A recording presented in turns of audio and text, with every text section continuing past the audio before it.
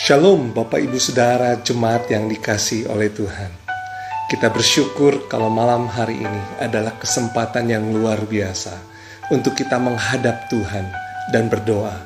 Seperti firman Tuhan di dalam 1 Tesalonika 5 ayat 17 katakan, tetaplah berdoa. Di sini Paulus memberikan nasihat dan pengajaran agar setiap kita mau tekun dan setia berdoa kepada Tuhan di dalam segala situasi dan kondisi yang kita hadapi. Kita berdoa bukan hanya pada saat hidup kita diberkati, atau pada saat sekeliling kita juga baik-baik saja.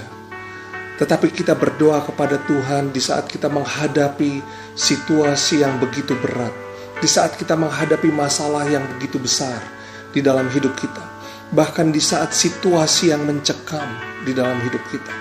Firman Tuhan katakan apa? Tetaplah berdoa. Nah, pertanyaannya, mengapa kita harus berdoa? Bukankah Allah yang kita sembah, Dia Allah yang Maha Tahu?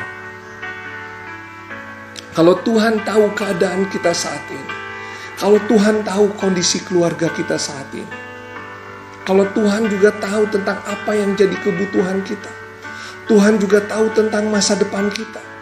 Pertanyaannya, mengapa kita harus berdoa? Tuhan bisa saja langsung menyediakan segala sesuatu yang kita butuhkan. Amin. Tuhan juga bisa saja langsung menyediakan jalan keluar untuk setiap masalah yang kita hadapi. Amin. Saya percaya Allah yang kita sembah, Dia Allah yang sanggup dan mau menolong setiap kita. Nah, Bapak Ibu Saudara, doa bukan hanya sekedar perintah atau ajaran agama di mana kita harus berdoa, tetapi lebih dari semuanya itu, bahwa doa adalah sikap kita yang penuh bergantung kepada Tuhan. Kita menyadari bahwa di luar Tuhan kita tidak dapat berbuat apa-apa. Jadi melalui doa, bagaimana kita bisa menunjukkan kerendahan hati kita di hadapan Tuhan, bahwa kita memerlukan Tuhan sepenuhnya. Kita mau bergantung penuh kepada Tuhan. Nah, doa merupakan komunikasi antara kita dengan Tuhan. Ketika saya berdoa, saya percaya Allah mendengar dan menjawab doa saya. Dan karena Allah menjawab doa saya pun juga berdoa untuk mengucap syukur kepada Tuhan.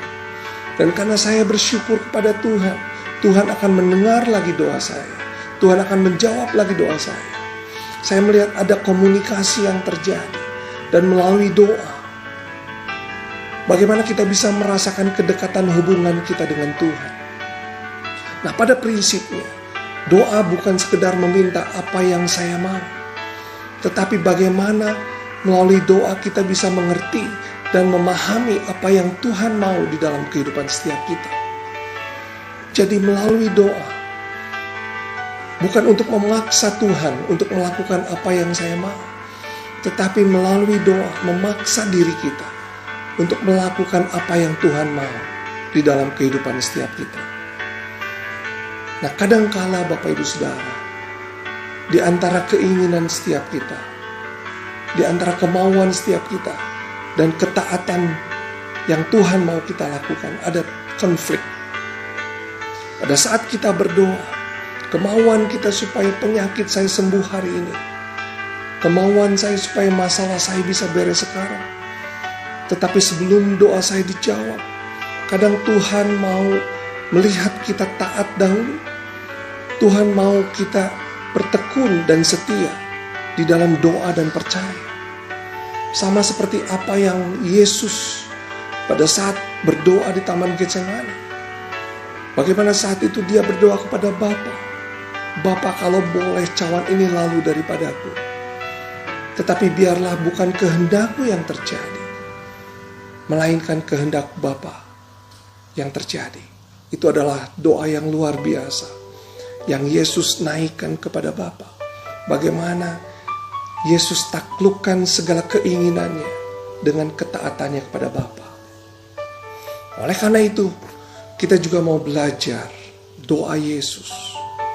Bagaimana Yesus sebagai anak Allah Tuhan sebagai Tuhan, Raja di atas segala raja. Yesus juga berdoa di dalam segala sesuatu, apalagi kita. Nah, pertanyaannya, kapan Yesus berdoa? Di dalam hal apa saja Yesus berdoa? Kita baca di dalam Markus 1 ayat 35. Saya bacakan demikian. Pagi-pagi benar, waktu hari masih gelap, ia bangun dan pergi keluar. Ia pergi ke tempat yang sunyi dan berdoa di sana. Nah, kalau kita lihat pagi-pagi benar, waktu hari masih gelap, di mana orang-orang masih tidur, orang-orang belum melakukan aktivitas. Apa yang Yesus lakukan saat itu? Dia pergi keluar dan dia berdoa. Di sini kita melihat bahwa Yesus sebelum memulai pekerjaannya, sebelum memulai segala sesuatunya, dia berdoa. Itu juga yang Tuhan mau di dalam kehidupan setiap kita. Jangan tunggu kita gagal dahulu. Jangan tunggu kita hancur dulu baru kita berdoa. Pada saat kita mau memulai usaha pekerjaan kita, kita datang sama Tuhan dan berdoa, minta Tuhan berkati. Kita percaya kalau Tuhan kehendaki, Dia akan buka pintu selebar-lebarnya. Tapi kalau Tuhan tidak kehendaki, Dia pun juga akan tutup pintu serapat-rapatnya.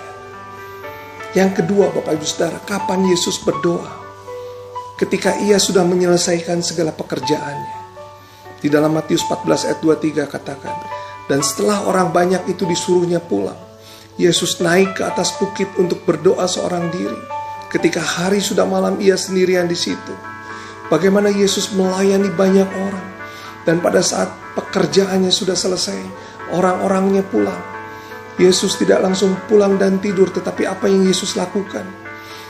Dia pergi ke bukit dan dia berdoa. Jadi itu pun juga yang Tuhan mau.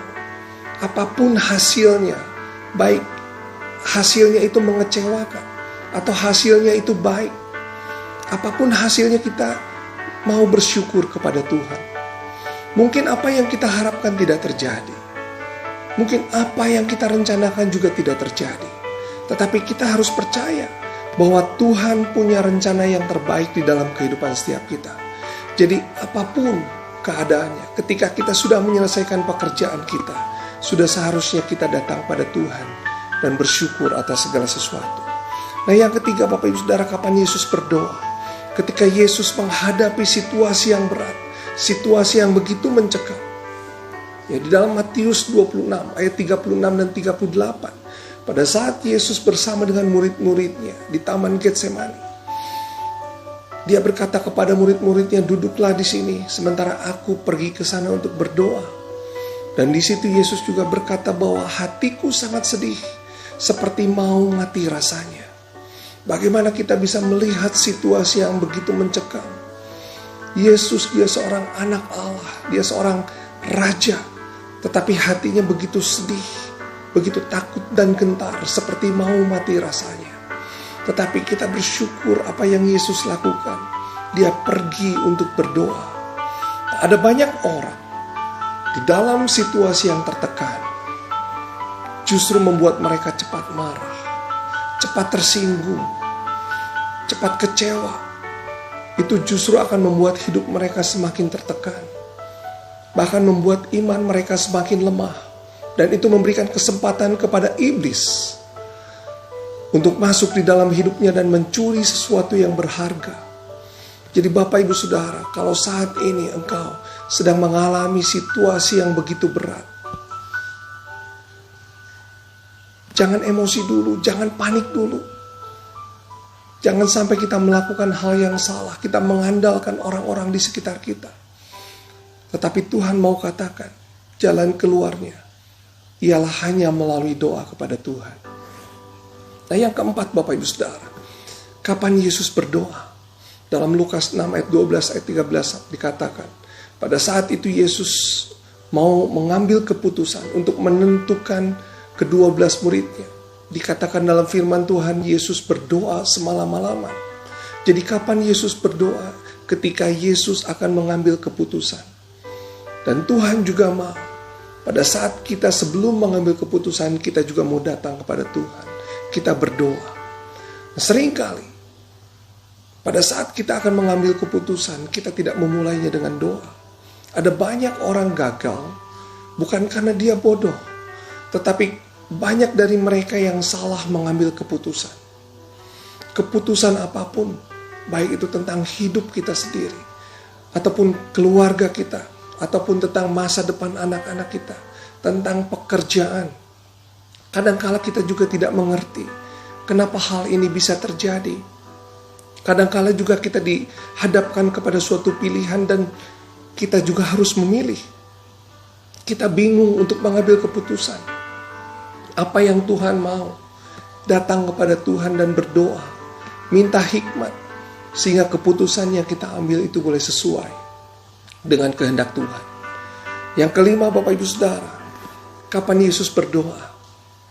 Ya, dalam Lukas 5 ayat 15-16 katakan, tetapi kabar tentang Yesus makin jauh tersiar dan datanglah orang banyak berbondong-bondong kepadanya untuk mendengar dia dan untuk disembuhkan dari penyakit mereka. Akan tetapi Yesus mengundurkan diri ke tempat sunyi dan berdoa. Ketika kita di dalam kesuksesan yang besar, Tuhan mau kita datang berdoa.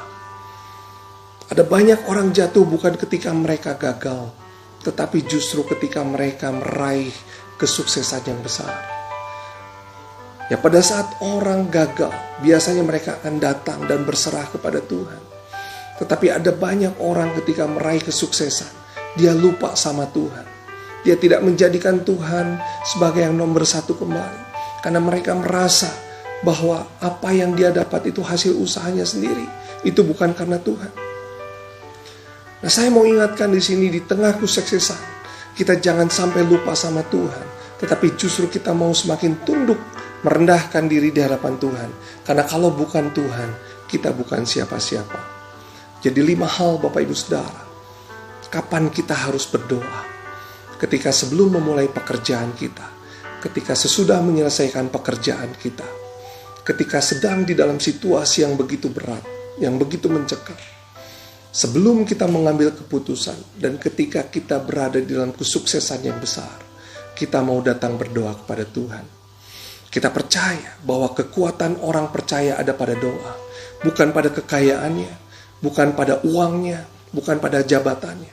Kalau uang yang kita jadikan kekuatan kita, maka pada saat uang kita habis, maka kekuatan kita pun juga habis.